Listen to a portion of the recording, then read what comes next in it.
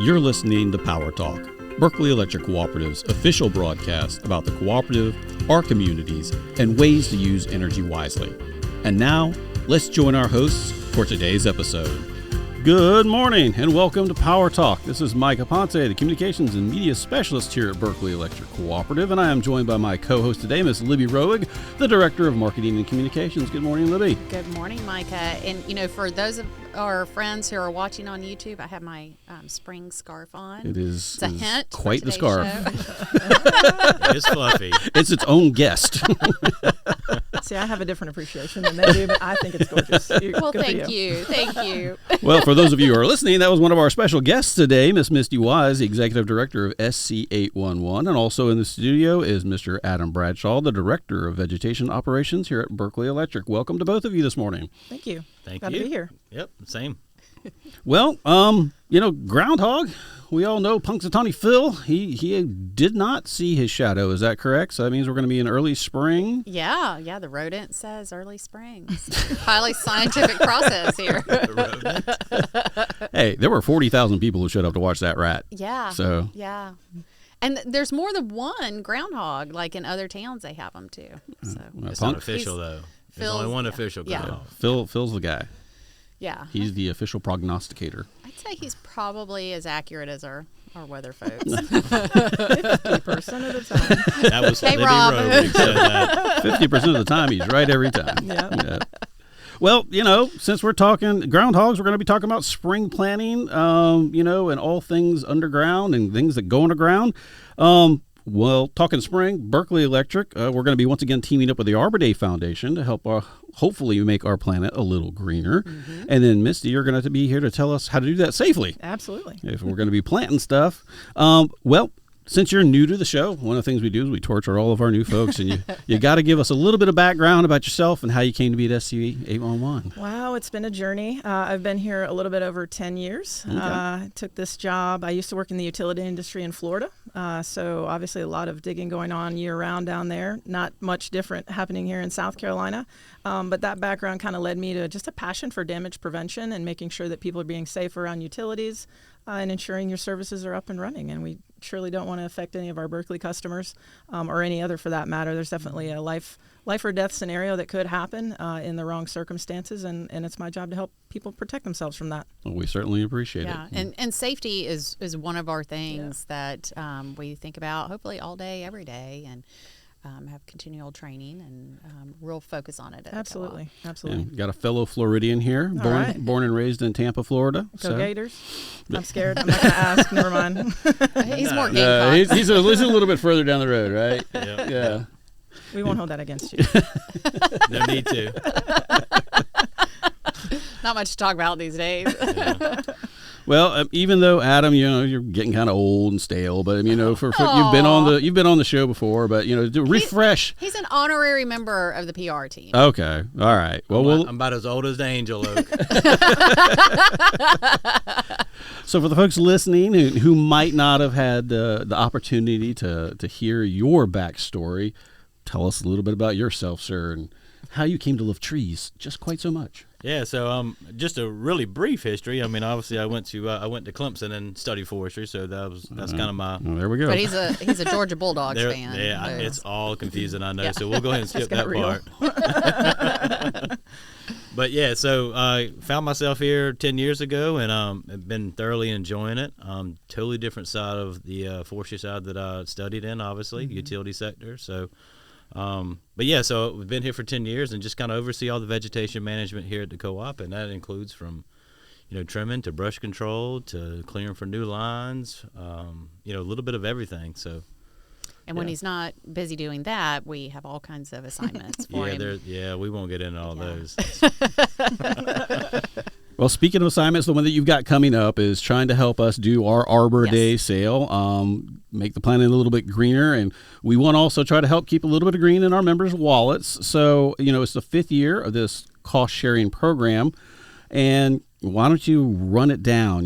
Trees planted in the right place, they supposedly help reduce your energy use and make things a little bit more efficient. Supposedly, you sound skeptical about this. Well, he's got to convince me. I've got the expert on. The expert's got to. Micah, this is our 5th year for this program. If I'm not convinced by now, You're not going to be.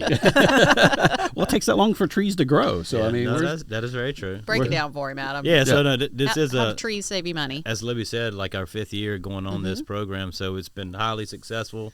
Again, we do have to clear vegetation from around our lines for safety and reliability. Those are our main goals here, what we do. And but yet we also want to get back. So we do like trees, believe it or not. I know some people don't think we do, but we do.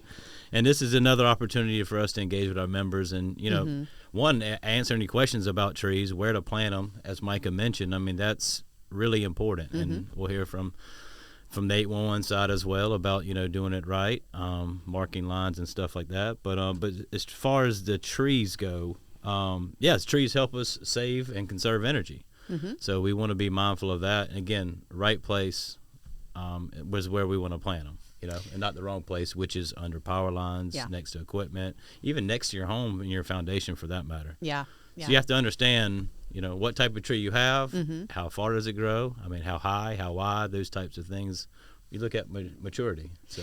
Well, and how your home's oriented too. You want to plant the tree to where in the summertime, a deciduous tree will have leaves and will shade your home, therefore reducing your energy costs. And during the wintertime, it loses those leaves and the sun can pour on your home and help reduce your energy costs during the winter. That's correct. And like you said, the deciduous trees, you want to focus on, especially where we are, south and southwest aspects of your home. So you're going to get that benefit of, obviously in the wintertime, no leaves on it. That's what a deciduous tree is. It heats up your house, or helps anyways. And then obviously in the summertime, you got leaves on, help shade it. Yep. A little less time that AC is going to be running in there. So. Yeah. So those are, and obviously we know the direct benefits of trees, don't we? I mean, we all sit here and we're breathing it right now. So that's oxygen. So I mean, we certainly don't want to take all that, or we wouldn't be here. Yeah. And and Adam, your trees, we'll get into that a little bit more, but they generally have a flowering component, so they're extra special and extra nice. So a little tease for the types of trees we're giving away. We'll talk about that later. I'm just going to throw this out here, but there's a couple of trees down on Seabrook Island on the golf course that I'm not sure that they did all that planting that you're referring to, because I'd really like to get a couple of those trimmed back. If you guys could work something out for me, that'd be awesome. Okay. Yeah, not properly placed on the golf course, I'm just saying. Yeah. Get on that. Yeah, right on. Well, I mean, how does this program work? I mean, it's 5th year, but some folks might not have gotten a chance to take advantage of it because actually we sell it pretty quick when we run our little Arbor Day promotion. So, I mean, how many trees are we trying to plant this year? And we set up as cost sharing. So how much is it going to cost the members? Yeah, so it's going to be $30 for our members. The co-op is covering the other half of that, and they are nursery quality trees. So they're not your run-of-the-mill, like, go to Walmart, even Lowe's and stuff like that. I mean, they are nicely potted plants that coming from a nursery, from a grower. So we have 600 total trees this year. It's the same we did last year. And as you mentioned, Mike, I mean, they do sell out fairly quick. Yeah. I think last year maybe a couple of days. So I would say if you want one, you should jump on there pretty quick. Yeah. And again, we are partnering with Arbor Day again. And then that's the avenue that you go to purchase these trees is Arbor Day. Oh, duh. Here we go. /BEC. arborday.org/BEC. So to be prepared, Adam. Yeah. But Micah, will we have a place on our website that'll route them? We can. Yep. We'll have it on when you log on to our website, you'll see a little banner ad up top. You can just click on that and that'll take you directly where you need to go as well. And there's lots of neat little functions of the Arbor Day website, because one of the things we were talking about, it takes a long time for the trees to grow. So sometimes you might not necessarily know the best place to put it. Well, the Arbor Day website has a little interactive planting guide. So it will actually show you, if you put your tree here, it'll save you this much. If you put your tree there, and it'll also say, don't put your tree here because there's a power line or some other sort of obstruction. So it's real handy. But what kind of trees are we doing this year? We were talking about flowering trees. Yeah. And what do we got for the folks? Yeah, so bringing back, which we're not able to locate last year, but the Japanese maple, which was pretty huge for everybody. So we actually did more Japanese maple this year. I think we have 300 of those. We're also bringing back the Magnolia Ann, which is like a tulip magnolia, some other people may know it by that, but I think we have 150 of those, and obviously the redbud we've had every year. It's kind of a staple, really nice color, heart-shaped leaves kind of for these folks that like Valentine's Day. Aw. Yeah, nice plug. I love my wife. I'm glad to plug that in there. She's a patient woman, I Yes, yeah. Oh, she is. So yeah, so we have those 3 species that we have this year. So yeah. And they're all flowering, like we mentioned, but they also aren't huge trees, right? I was going to hit on that, so thank you, Libby, for that point. That's a good segue. Yeah. That's what we call that in the radio world. Absolutely. So yeah, they're not what we would consider canopy trees. They are like mid-story type to lower growing, and we like lower growing trees, especially in folks' yards. Depending on the size of your yard also, but some people are restricted in space, and so we don't want to, again, plant these around our lawns, whether it be underground or overhead. Yeah. And I think this is a good plug to always say, always be mindful of where you plant them. I mean, you have to, unfortunately, we do have to look up, look side, look around to be able to notice these things, especially we talk about, Misty's going to talk about the lines. They're underground. You can't see them. Yeah. Yeah. So we do have to be mindful of all these. Well, I got a producer's note, though, because you were saying, they're not like really tall trees. However, when you come to pick them up on the day of the sale, very true. Good. These point. trees are, about 3 to 5 feet tall. So make sure that you have the appropriate vehicle, because we've had some interesting situations before when people come to pick up their trees and they're driving like a little sedan, and it's like with kids all with in the back. kids in the back seat. So we've had some very interesting situations of trying to make sure we can fit the tree in there and make sure that it gets to its new home safely. Yeah. So if you do get a tree, make sure you bring an appropriate sized vehicle. Members can reserve up to 2 trees. Is that correct? Correct. Two per member. And we're going to go live with the website, which is arborday.org/BEC, and that's going to be going live for reservations on what day, Adam? Is that March 1st or so? Yes. Close to that, yes. Yep. All right, so March 1st, you heard it, folks. You'll be able to log on, get your tree, make sure you do it because they sell out quick. I should say, I guess, good. I mean, they'll see it when they get on as far as the size of them. You mentioned the height, roughly, but also some folks look at the gallon size, the pot. So actually, Japanese maples are 3 gallons, 3-gallon containers, and then the magnolias and the redbuds are 5 gallons. Okay. So just kind of give everybody an idea. So yeah, they are not little samplings that you get for free, at Earth Day events. Yeah. No. Yeah, these are established trees. Yes. Yep. Well, that was exciting. We learned about trees. But now we're going to learn what not to do with those trees once you have them. But wait, there's more. Yeah. Yes. Our other guest who's been sitting here waiting patiently is Misty with the team over at SC811. And y'all are dedicated to the prevention of preservation, I should say, of the underground infrastructure that's running around. So, at Berkeley Electric, we naturally think of buried power lines, but there's other types of infrastructure underground as well. Absolutely. Is that correct? Yeah, absolutely. You got water, sewer, electric, gas, and telecom. Obviously, the gas and power are the ones that people fear the most, as they should. But there's obviously other impacted facilities. People don't realize fiber optic lines run all over the country and feeding major hospitals and other things. So one utility is no more essential than the other. Quite frankly, a water line being hit is just as catastrophic as a power line or anything else. So it is important that you call 811 before you dig, and I'm hoping we can get a link out on your website if it's not already there. Yeah, I believe for the it is, folks but that we'll make sure. pick up trees. We're happy to provide a place for them to land on our site so that they can ensure that they are putting in tickets, because it is free. It doesn't cost anything. It's 3 full business days for us to get someone out there to actually locate that. We do not do the locates. A lot of people think that that's our job. We're merely a notification center. When someone's going out to dig, they contact us. It's a free service. We notify the utility companies, and then they send someone out to mark the lines for it. And it is definitely essential. I was thinking, as Adam was talking about, where you're planting them and how they would reside around your yard and where you're putting those sorts of things. And I love that everyone loves to plant trees right next to the utility box because they can't stand the looks of it. Yeah. But to be honest, when you're putting up a fence, putting in trees, all of those things, traditionally all the utility lines are right on the lot lines of your property, like from where you're going to put a fence, where your utility boxes are. Those are the places where you kind of want to avoid, obviously. Just putting in an 811 ticket doesn't cost you anything, just a little time to get someone out there to mark the lines for you.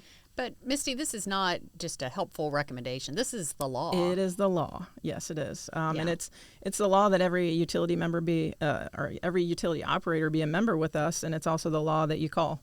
And so if you're working on private property, we do have like a 10-inch, you should be on private property outside of the easements and utility right-of-ways and that sort of thing in order to dig really shallow. But anything past 10 inches and any tree that you're going to plant is going to go past that threshold. You definitely need to call 811 before you dig. Okay, so I was going to ask, so if I'm just a residential homeowner, just like digging in my yard, my backyard or whatnot, it's still a good idea. It is absolutely a good idea. Like I said, it doesn't cost you anything but time, and it's always, a safety measure to make sure that you're not hitting gas lines. Paying attention to those things is a big deal. And you could receive fines because it is the law. It is, a requirement that you do that. If it's something that you're doing every other day where you're hitting infrastructure that's out there and causing struggles for utility operators, they could very well bill you for that. And you could receive fines that may be associated to that as well. And your neighbors will hate you. And your neighbors will hate you when you cut their cable or their internet off. Internet is one of those things that has just become a lot more essential than it was pre-COVID. Oh, yeah. And, it's one thing to knock your cable out, but when you knock your internet out and you're working from home, it is a big deal for some folks. So yeah, so many people stream nowadays for Absolutely. their TV. That work from home. Yep. Yep. No, I mean, and just in general, because, we had a little bit of a plumbing issue at our house and figured out that the main drain line goes all the way across the front of my yard from my house all the way to the sidewalk, and I didn't know where it was. For sure. So at any time I could, and I'm very irritated with my oak tree in my front yard. Adam, put that to the list too. Yeah. The oak roots are in Micah's house. Root pruning. I feel like everyone's famous last words is, well, I know where it is. I know where it is. It's no worries. Well, you don't know the depth of it. You don't, grades change over time with erosion and things of that nature. And you don't really know where it is. And the best thing to do is call because it doesn't cost you anything. Right. So make sure to add that to your list when you're doing DIY projects around the house. If you think that you're going to be digging, just give yourself that little bit of extra lead time, build it in. The folks, like you said, they'll come out there and do it for free, and just make sure that they have access to your backyard or wherever it is, because same thing with like our meter readers, they'll get to a person's property, and then if you can't get in, you can't get in. Make sure your dog's put away too if you're expecting folks, because nobody wants to deal with that. Well, and just for clarity, if you dial 811 from your cell phone, your home phone, anywhere in the state of South Carolina, it will come to our call center, or you can go to sc811.com. And you can enter a ticket online. We have a chat button on there if you have questions about the process. My folks are happy to help you with that. Misty, what's typically the how long does it take?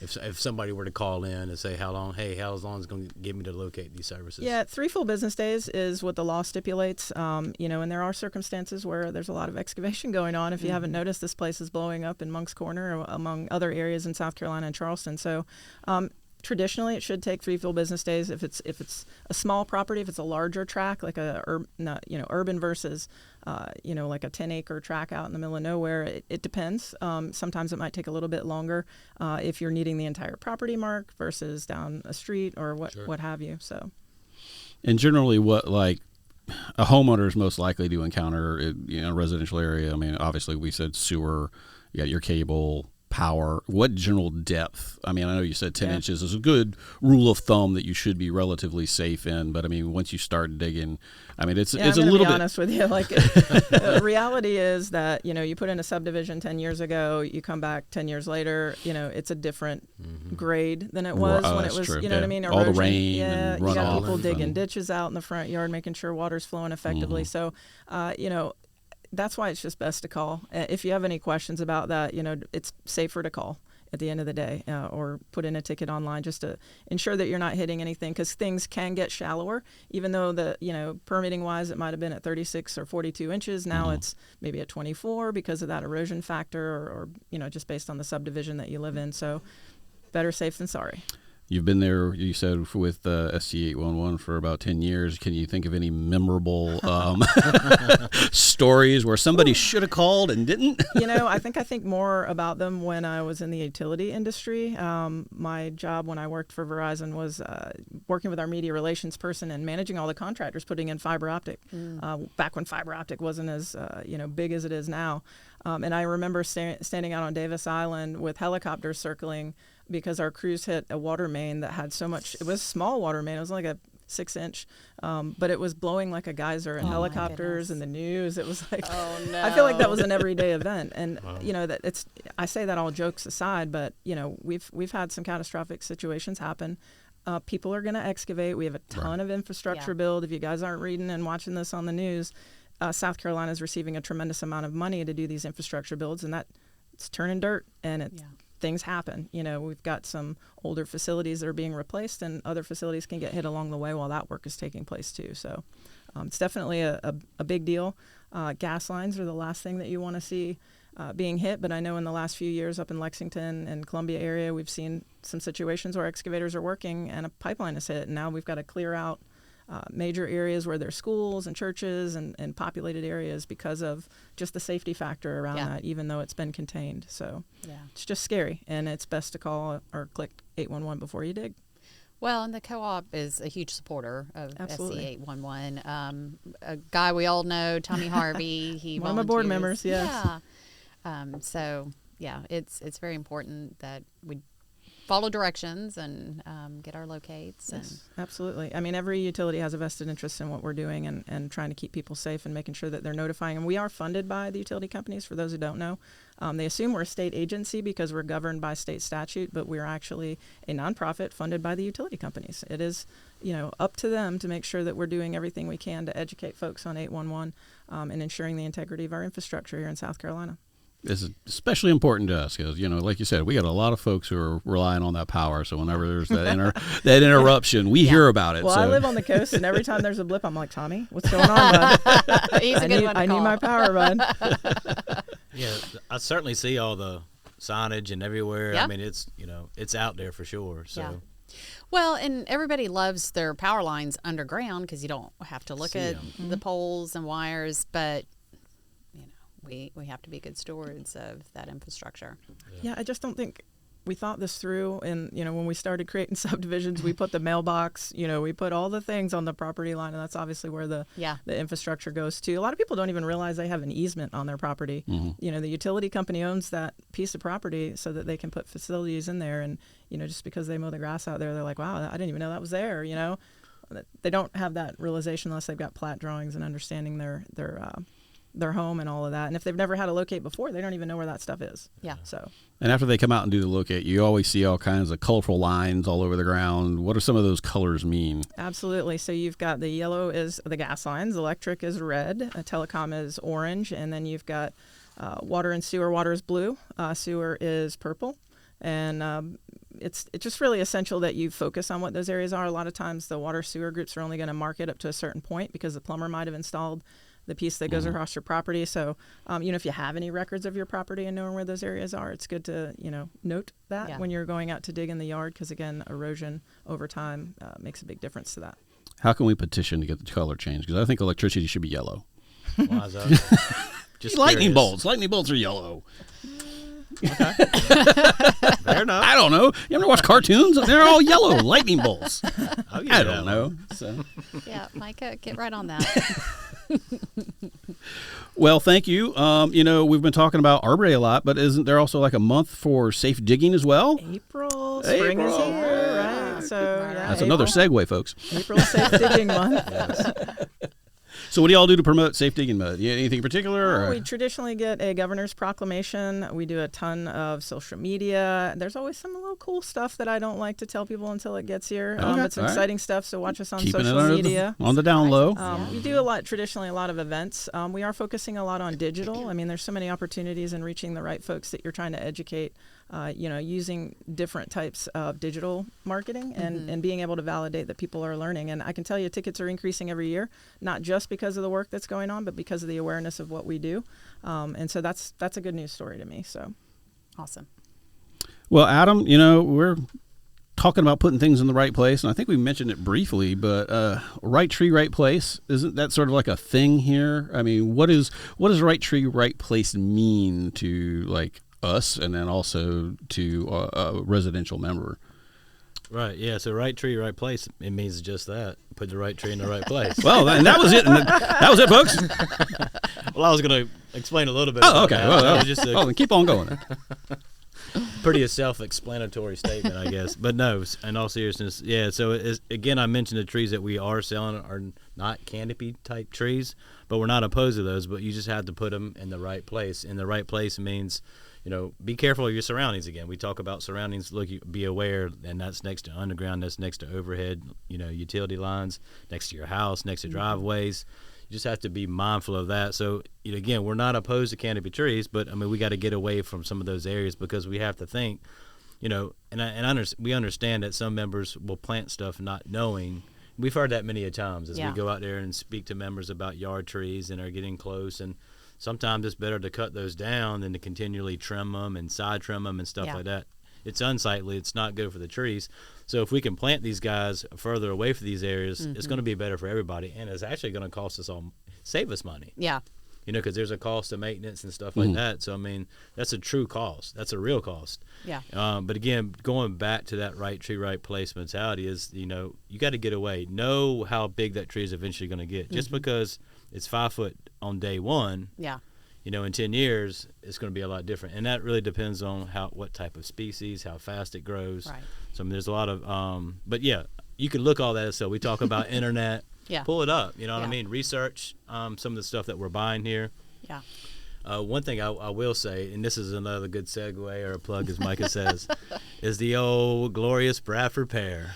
Oh, yeah. Yeah, we don't like those. No, they're pretty. They're non-native. Yes, they do flower, but they stink. And in spring, tell us how you really feel. They do not hold up in a storm. They do not. They're weak, very weak structured trees. They are not native. And so you don't like natives, is what I'm hearing. Like, what's the problem with, I'm not native South Carolinian. Is that a problem? I think you're naturalized at this point. Fair. I think I'm neutral at this point. 10 years. Never thought about tree. You ain't from around here, are you? I'm saying they probably do talk about it. Just to ensure your tree is planted in the right place. Adam said he'd be out to plant it wherever you'd like to put it. Yeah. That's right. Yeah. So, so again, plant, we don't mind bigger trees, but just got to be mindful where we're putting them at. So. Well, Misty mentioned easements. We have something similar, or basically is an easement, but we call them, a lot of times we call them right-of-ways. Correct. Is there like a particular distance that people have to be from the right-of-ways when they're planting things? Yes, so we talked about, I was thinking about this earlier. As far as possible. Right. In the backyard. But yeah, in all seriousness, a lot, what we see a lot is, especially when I mentioned earlier about, restricted lot size and stuff like that, it tends that we want to put everything right next to the road on the outskirts of our property, kind of keeping that space in between the yards. So, and so things tend to get shifted toward closer to the road, where we typically find utilities next to the road. So yeah, we just got to. Yeah, so avoid planting trees that will grow big near power lines. Depends on location. Yeah. Specific, for sure. But we also have to be mindful of the underground infrastructure, those pad mount transformers. I have one in my backyard. I've planted some hydrangeas around it. Perfect. See, that's exactly what I'm talking about. She's sending somebody out of your house. Yeah. I think that's what people need to recognize. It's not just what you see on the ground or what you can't see, but you've got meters next to your house. Traditionally, there's going to be some lines coming in to those meters from the street or even from the rear easement, depending on how your subdivision's laid out. So don't plant flowers. Is this being recorded? Okay. Yeah. So don't plant anything around those areas. I know aesthetically it sounds like a fantastic idea, but it's, to be honest, even though it looks aesthetically, our own employee. Our own employee. Listen, some distance. This is the thing I love about it. We'll talk about that later. Well, listen, tell me it's close. When something has to be upgraded at your house, you're going to be devastated when those get ripped out of the ground, because that's exactly what's going to happen if something needs to be done to that meter or whatever box you're working around. So, and Misty's right. It's not that we don't like this. We just want to look at our boxes. You know what I'm saying? There's a reason why you do that. If you got a lineman come in there in the middle of the night, you're opening. A lot of the stuff we've seen, you can't even access. Yeah. You can't open the front of that transformer. Yeah. Work it. You need at least 10 foot on the front side of that, and then obviously there's stuff that's just jammed up that we've had to cut out. Yep. And what you might not realize is that's also adding time to how long your power is going to be restored. Because if our guys have to spend an hour chopping away the bushes to get to the cabinet, that's that much longer that you're going to be without power.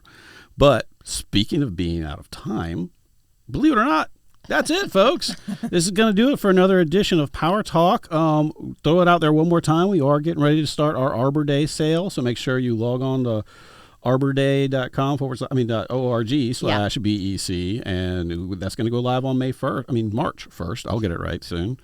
But in any case, thank you. This has been the official broadcast of your electric cooperative, and you can catch up on past episodes on streaming platforms like Spotify, Apple, and iHeartRadio, and also get a behind-the-scenes look on Berkeley Electric's YouTube channel. So until next time, this is Power Talk, signing off.